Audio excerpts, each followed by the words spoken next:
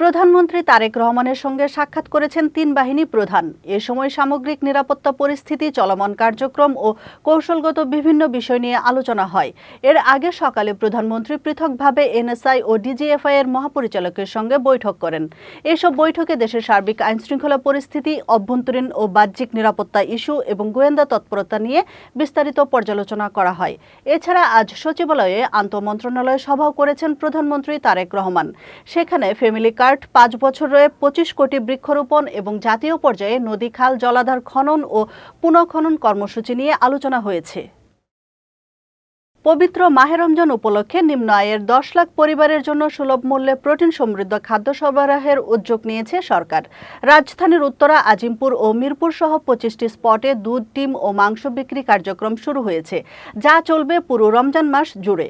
আজ রাজধানীর মহাখালীতে অবস্থিত বাংলাদেশ প্রাণী সম্পদ গবেষণা ইনস্টিটিউটের উদ্বোধনী অনুষ্ঠানে মৎস্য ও প্রাণী সম্পদ প্রতিমন্ত্রী সুলতান সালাউদ্দিন টুকু জানান, এই কর্মসূচির আওতায় প্রতি ডজন ডিম 96 টাকা, প্রতি কেজি দুধ 80 টাকা এবং প্রতি কেজি মাংস 650 টাকায় বিক্রি করা হচ্ছে। তিনি আরও বলেন, দেশের অন্যান্য জেলাতেও পর্যায়ক্রমে এই কার্যক্রম সম্প্রসারণ করা হবে এবং এর ফলে বাজার মূল্যেও ইতিবাচক প্রভাব পড়বে বলে আশা করা হচ্ছে। নিম্ন আয়ের মানুষের জন্য আমরা প্রায় সারা বাংলাদেশে 10 লক্ষাধিক পরিবারকে আমরা এই কার্যক্রমের আওতায় আনতে সক্ষম হব।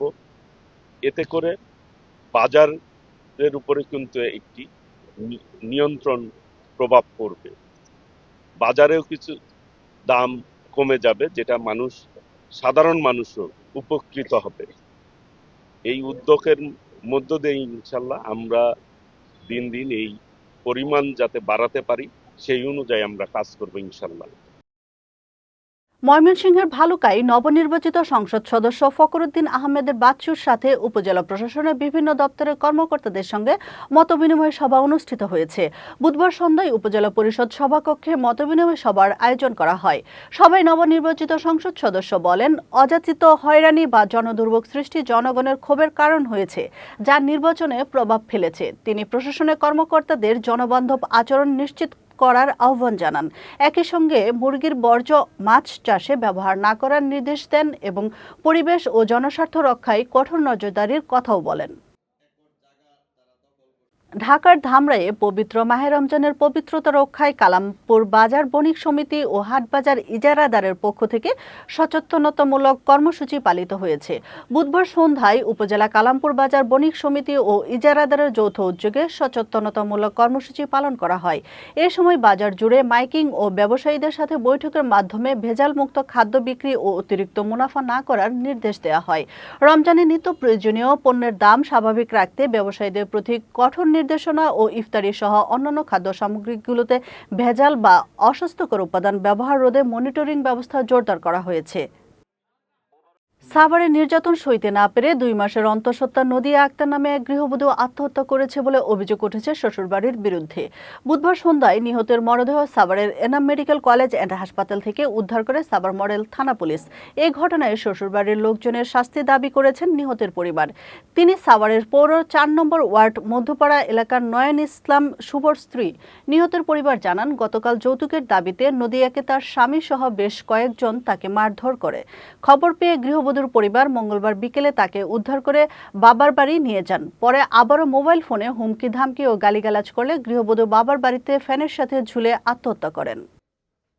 বিএনপির কেন্দ্রীয় নির্বাহী কমিটির সদস্য ও পিরোজপুর জেলা বিএনপির 1 নম্বর যুগ্ম আহ্বায়ক এলিজা জামানের বিরুদ্ধে একটি মহলে কটূক্তির প্রতিবাদে পিরোজপুর বিক্ষোভ মিছিল ও প্রতিবাদ সভা অনুষ্ঠিত হয়েছে।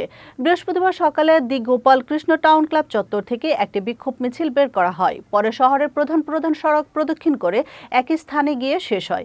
পরে সেখানে প্রতিবাদ সভা অনুষ্ঠিত হয়। সমাবেশে বক্তারা অভিযোগ করেন, মহিলা সংরক্ষিত আসনের সংসদ সদস্যের অন্যতম দাবিদার, তাই একটি কুচক্রী মহল উদ্দেশ্য প্রণোদিতভাবে এলিজা জামানকে নিয়ে আপত্তিকর মন্তব্য ছড়িয়ে রাজনৈতিক পরিবেশ অস্থিতিশীল করার চেষ্টা করছে। তারা অবিলম্বে এসব কটূক্তি বন্ধ এবং দায়ীদের বিরুদ্ধে ব্যবস্থা গ্রহণের দাবি জানান। ফ্যাসিস্ট হাসিনা সরকারের আমলে সন্ত্রাসবিরোধী আইনের মামলায় ফাঁসির দণ্ডপ্রাপ্ত আসামি মোজাম্মেল হোসেন সাইমনের মুক্তির দাবিতে ময়মনসিংহে মানববন্ধন অনুষ্ঠিত হয়েছে। বুধবার বিকেলে ছাত্র জনতার ব্যানারে ময়মনসিংহ প্রেস ক্লাবের সামনে মানববন্ধন অনুষ্ঠিত হয়। মানববন্ধনে বক্তব্য রাখেন মাহবুবুল্লাহ কাশিমি, ভুক্তভোগীর ছোট ভাই আব্দুল্লাহ আল হোসেন শুভসহ অন্যান্যরা। মানববন্ধনে বক্তারা বলেন, ফ্যাসিস্ট হাসিনার পতনের পর সাজানো মামলায় বিএনপির লুৎফুজ্জামান বাবর সহ জামায়াতে ইসলামের অনেক নেতা জেল থেকে মুক্তি পেলেও সাইমন ৮ বছর ধরে কারাগারে। পতিত স্বৈরাচার হাসিনা প্রহসনের বিচার তাকে ৩টি সাজানো মামলায় মৃত্যুদণ্ড দেওয়া হয়েছে। তার মুক্তির দাবিতে সারা দেশে আন্দোলন গড়ে তোলার আহ্বান জানানো হয় মানববন্ধন থেকে। আসন্ন রমজানে দ্রব্যমূল্য নিয়ন্ত্রণে রাখতে বাগেরহাটের কচুয়ায় ব্যবসায়ী ও সুধীজনদের নিয়ে মতবিনিময় সভা করেছে উপজেলা প্রশাসন। বৃহস্পতিবার কচুয়া উপজেলা অডিটোরিয়ামে সভা অনুষ্ঠিত হয়।